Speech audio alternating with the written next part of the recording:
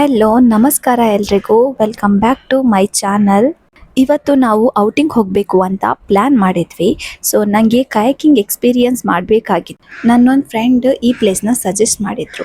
ನಾವೆಲ್ಲಿ ಹೋದ್ವಿ, ಹೇಗಿತ್ತು ಎಕ್ಸ್ಪೀರಿಯನ್ಸ್, ಇದನ್ನೆಲ್ಲ ನಿಮ್ಮ ಜೊತೆ ಶೇರ್ ಮಾಡ್ತೀನಿ. ವಿಡಿಯೋನ ಸ್ಕಿಪ್ ಮಾಡದೆ ಕೊನೆ ತನಕ ನೋಡಿ. ಸೊ ನಾನು ಆಫ್ಟರ್ ಮ್ಯಾರೇಜ್ ಫಸ್ಟ್ ಟೈಮ್ ನನ್ನ ಗಂಡನ ಮನೆಯವ್ರ ಜೊತೆಗೆ ನಾನು ಹೊರಗಡೆ ಹೋಗ್ತಿರೋದು. ನಾವಿವತ್ತು ಹೋಗಿರೋದು ಕೆಮ್ಮಣ್ಣು ಹ್ಯಾಂಗಿಂಗ್ ಬ್ರಿಡ್ಜ್. ಇದು ನಮ್ಮ ಮನೆಯಿಂದ ಒಂದು 5 to 6 ಕಿಲೋಮೀಟರ್ ದೂರ ಇದೆ ಅಷ್ಟೇ.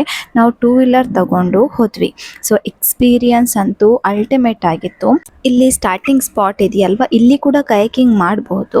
ಬಟ್ ಇನ್ನೊಂದು ಸ್ಪಾಟ್ ಇದೆ, ಆ ಸ್ಪಾಟಲ್ಲಿ ಸ್ವಲ್ಪ ನೀರು ಕಡಿಮೆ ಇರುತ್ತೆ, ಅಂದರೆ ನೀರದ್ದು ಪ್ರಮಾಣ ಸ್ವಲ್ಪ ಕಡಿಮೆ ಇರುತ್ತೆ. ಮಕ್ಕಳಿಗೆಲ್ಲ ಕೆಳಗೆ ಇಳಿದು ಕೂಡ ಆಟ ಆಡ್ಬೋದು. ಸೊ ನಮಗೆ ಆ ಸ್ಪಾಟಿಗೆ ಹೋಗಬೇಕಾಗಿತ್ತು. ಆ ಸ್ಪಾಟಿಗೆ ಹೋಗಬೇಕಂದ್ರೆ ಈ ಥರ ಬೋಟಲ್ಲಿ ನಾವು ಹೋಗಬೇಕಾಗುತ್ತೆ.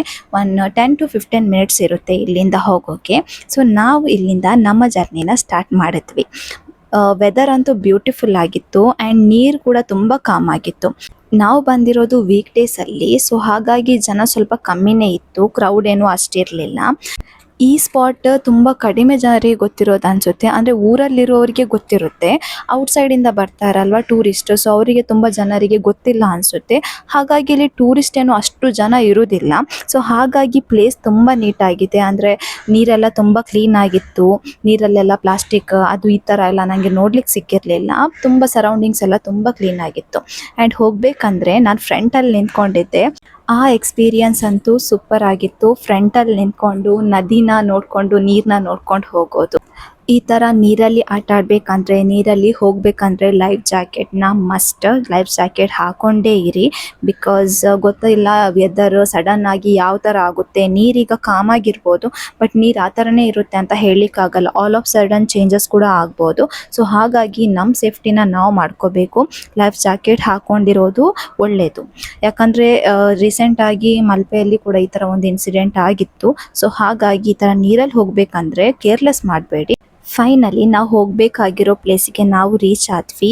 ಸೊ ಈ ಥರ ಕಾಣಿಸುತ್ತೆ. ವಾವ್, ಬ್ಯೂಟಿಫುಲ್ ಆಗಿ ಕಾಣ್ತಾ ಇತ್ತು ಪ್ಲೇಸ್. ನಾವು ಹೋಗಿರೋ ಸಂಜೆ ಟೈಮಲ್ಲಿ ನೀವೇನಾದ್ರು ಈ ಪ್ಲೇಸಿಗೆ ಹೋಗಬೇಕು ಅಂತ ಪ್ಲ್ಯಾನ್ ಮಾಡಿದರೆ ಒಂದು ಸಂಜೆ ಟೈಮ್ ಇಲ್ಲ ಅರ್ಲಿ ಮಾರ್ನಿಂಗ್, ಸ್ವಲ್ಪ ಬೇಗನೆ ಮಾರ್ನಿಂಗ್ ಹೋಗೋದು ಪ್ಲ್ಯಾನ್ ಮಾಡಿ. ಮಧ್ಯಾಹ್ನದ ಹೊತ್ತಿಗೆಲ್ಲ ಆಫ್ಟರ್ 11 o'clock ಹೋಗ್ಲಿಕ್ಕೆ ಹೋಗಬೇಡಿ. ಯಾಕಂದರೆ ಬಿಸಿಲು ತುಂಬಾ ಇರುತ್ತೆ. ಆ್ಯಕ್ಚುಲಿ ನಾವು ಈವ್ನಿಂಗ್ ಹೋಗಿರೋದ್ರಿಂದ ಅಷ್ಟೊಂದು ಬಿಸಿಲಿರಲಿಲ್ಲ. ನನ್ನ ಹಸ್ಬೆಂಡ್, ಮಕ್ಕಳು, ಉಳಿದವರೆಲ್ಲರೂ ಕೂಡ ನೀರಲ್ಲಿ ಇಳಿದ್ರು. ಬಟ್ ನಾನು ಇಳಿದಿಲ್ಲ, ನನಗೆ ತುಂಬಾ ಭಯ ನೀರಂದರೆ. ಸೊ ಹಾಗಾಗಿ ನಾನು ಬೋಟಲ್ಲೇ ಇದ್ದೆ. ಅವ್ರು ಇಳಿದು ತುಂಬ ಎಂಜಾಯ್ ಮಾಡ್ತಾ ಇದ್ರು. ಈ ಸ್ಪಾಟಲ್ಲಿ ನೀರಿನ ಪ್ರಮಾಣ ಕಡಿಮೆ ಇತ್ತು, ಹಾಗಾಗಿ ಮಕ್ಕಳು ಕೂಡ ಆರಾಮಾಗಿ ಇಳಿದು ಆಟ ಆಡ್ತಿದ್ರು. ತುಂಬ ಒಳ್ಳೆ ಗಾಳಿ ಬೀಸ್ತಾ ಇತ್ತು ಆ್ಯಂಡ್ ವೆದರ್ ಕೂಡ ತುಂಬ ಚೆನ್ನಾಗಿತ್ತು. ಆ್ಯಂಡ್ ನೀವು ಮಕ್ಕಳನ್ನ ಕರ್ಕೊಂಡು ಹೋಗ್ತೀರಾ ಅಂದರೆ ಸ್ವಲ್ಪ ಮಕ್ಕಳ ಮೇಲೆ ಜಾಗ್ರತೆ ಇರಲಿ, ಮಕ್ಕಳನ್ನ ಮೇಲೊಂದು ಕಣ್ಣಿಟ್ಟಿರಿ. ಸೊ ಮಕ್ಕಳಂತೂ ತುಂಬ ಇಷ್ಟ ಮಾಡ್ತಾರೆ ಈ ಥರ ಪ್ಲೇಸಸ್. ನೀವು ರಜೆಯಲ್ಲಿ ಮಕ್ಕಳನ್ನು ಎಲ್ಲರೂ ಕರ್ಕೊಂಡು ಹೋಗಬೇಕು ಅಂತ ಇದ್ದರೆ ಈ ಥರ ಪ್ಲೇಸ್ ನಾನು ಸಜೆಸ್ಟ್ ಮಾಡ್ತೇನೆ. ಇದು ತುಂಬ ಸೂಪರ್ ಆಗಿದೆ, ಎಕ್ಸ್ಪೀರಿಯನ್ಸ್ ಮಾಡಲೇಬೇಕಾಗಿರುವಂತಹ ಜಾಗ. ಅದಾದಮೇಲೆ ನಾನು ಮತ್ತು ನನ್ನ ಹಸ್ಬೆಂಡ್ ಕಯಾಕಿಂಗ್ ಮಾಡಿದ್ವಿ. ಅದು ಕೂಡ ತುಂಬ ಬ್ಯೂಟಿಫುಲ್ ಆಗಿತ್ತು ಎಕ್ಸ್ಪೀರಿಯನ್ಸ್. ಜಸ್ಟ್ ನಾನು ಸ್ವಲ್ಪನೇ ವಿಡಿಯೋ ಮಾಡಲಿಕ್ಕಾಯಿತು. ಅಲ್ಲಿ ಟ್ರೀಸ್ ಎಲ್ಲ ಕಾಣಿಸ್ತಾ ಇದೆಯಲ್ವ, ಅದರ ಬ್ಯಾಕ್ ಸೈಡಲ್ಲಿ ಒಂಥರ ವೇ ಥರ ಎಲ್ಲ ಇತ್ತು. ಅದರ ಒಳಗಡೆ ತುಂಬ ಬ್ಯೂಟಿಫುಲ್ ಆಗಿತ್ತು. ಅದರ ಒಳಗೆಲ್ಲ ಹೋದ್ವಿ. ಅದು ವಿಡಿಯೋ ತಗೊಳ್ಳಿಕ್ಕೆ ಆಗಲಿಲ್ಲ. ಮತ್ತೆ ಹೇಳ್ತಾ ಇದ್ದೇನೆ ಗೈಸ್, ಈ ಥರ ನೀರಲ್ಲಿ ಆಟ ಆಡಬೇಕಂದ್ರೆ ಕಂಪಲ್ಸರಿಯಾಗಿ ಲೈಫ್ ಜಾಕೆಟ್ ಹಾಕ್ಕೊಂಡೇ ಇರಿ. ಆ್ಯಂಡ್ ಮಕ್ಕಳನ್ನ ಕರ್ಕೊಂಡು ಹೋಗ್ತೀರಾ ಅಂದರೆ ಮಕ್ಕಳ ಮೇಲೆ ಒಂದು ಕಣ್ಣಿಟ್ಟಿರಿ, ಮಕ್ಕಳನ್ನು ಜಾಗ್ರತೆ ಮಾಡಿ. ಬಿಕಾಸ್ ಮಕ್ಕಳಿಗೆ ಗೊತ್ತಾಗಲ್ಲ ನೀರು ಯಾವ ಥರ ಏನು ಅಂತ. ಸೊ ಅವರು ಆಟ ಆಡೋದ್ರಲ್ಲೇ ಇರ್ತಾರೆ. ಅದಾದಮೇಲೆ ನಾವು ಅಲ್ಲಿ ಕಪ್ಪೆ ಚಿಪ್ಪು ಸಿಗ್ತಾ ಇತ್ತು ಅಂತ ಹೇಳಿದರು. ಅಂದರೆ ಇವರು ಇಳಿದಿದ್ರು, ನಮ್ಮವರೆಲ್ಲ ಇಳಿದಾಗ ಅವರಿಗೆ ಅಲ್ಲಿ ಒಂದು ಯಾರಿಗೋ ಇಬ್ಬರಿಗೆ ಸಿಕ್ತಂತೆ. ಸೊ ಹಾಗಾಗಿ ಎಲ್ಲರೂ ಕೂಡ ಆ ಸ್ಪಾಟಿಗೆ ಹೋದರು ಅಲ್ಲಿ ತೆಗಿಲಿಕ್ಕಂತ. ಆಮೇಲೆ ನೋಡಿದ್ರೆ ತುಂಬ ಕಪ್ಪೆ ಚಿಪ್ಪು ಎಲ್ಲ ಸಿಗ್ತಾ ಇತ್ತು. ಸೊ ಇವರು ಮೇಲೆ ಬರಲಿಕ್ಕೆ ಕೇಳ್ತಾನೆ ಇರಲಿಲ್ಲ. ಆ್ಯಕ್ಚುಲಿ ಟೈಮ್ ಕೂಡ ಆಗ್ತಾಯಿತ್ತು. ಅವರು ಫುಲ್ ಎಂಜಾಯ್ ಮಾಡ್ತಾಯಿದ್ರು. ಕಪ್ಪೆ ಚಿಪ್ಪು ತುಂಬಾ ತೆಗೆದ್ರು. ಒಂದು 5-6 ಜನ ಇದ್ದದ್ರಿಂದ ನಮಗೆ ಜಾಸ್ತಿನೇ ಕಪ್ಪೆ ಚಿಪ್ಪು, ಮಕ್ಕಳು ಕೂಡ ಕಪ್ಪೆ ಚಿಪ್ಪು ಎಲ್ಲ ಈ ಕಪ್ಪೆ ಚಿಪ್ಪಿಗೆ ನಮ್ಮ ತುಳು ಲ್ಯಾಂಗ್ವೇಜಲ್ಲಿ ಕೊಯ್ಯೋಲ್ ಅಂತ ಹೇಳ್ತಾರೆ. ಆ್ಯಂಡ್ ಇದು ಕರಾವಳಿ ಸೈಡಲ್ಲಿ one of the famous seafood ಅಂತಲೇ ಹೇಳ್ಬೋದು. ತುಂಬಾ ಟೇಸ್ಟಿಯಾಗಿರುತ್ತೆ. ಇದರದ್ದು ಸುಕ್ಕ ಮಾಡ್ತಾರೆ, ತುಂಬಾ ಒಳ್ಳೆಯದಿರುತ್ತೆ. ಆ್ಯಂಡ್ ನನ್ನ ಹಸ್ಬೆಂಡು ಕೂಡ ತೆಗೆದು ತಂದು ನನ್ನ ಕೈಗೆ ಕೊಡ್ತಾಯಿದ್ರು. ನಾನೆಲ್ಲ ಅದನ್ನು ಬೋಟಲ್ಲಿ ಹಾಕ್ಕೊಳ್ತಿದ್ದೆ. ಆ್ಯಂಡ್ ಟೈಮ್ ಕೂಡ ಆಗ್ತಾಯಿತ್ತು, ಸನ್ಸೆಟ್ ಕೂಡ ಆಗಿಬಿಡ್ತು.